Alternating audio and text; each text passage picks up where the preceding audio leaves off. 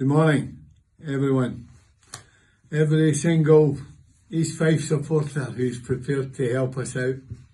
A very happy new year to you all.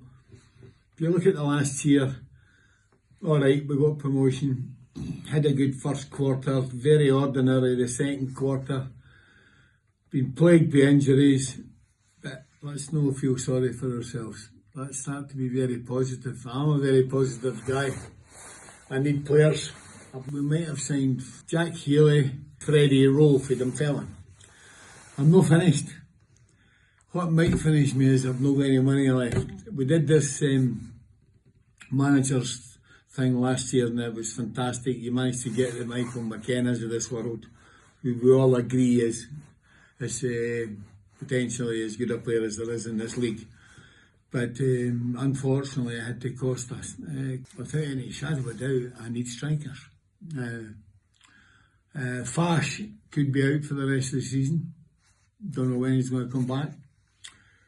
Troughton, 28 goals he got last year, and we've not had him this year.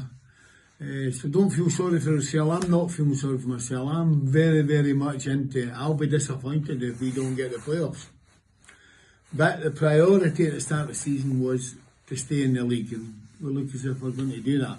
But I'm not taking anything for granted. You guys deserve, East Fife supporters deserve better than what we're serving up. And I'm sure the more we do better, the crowds will come back.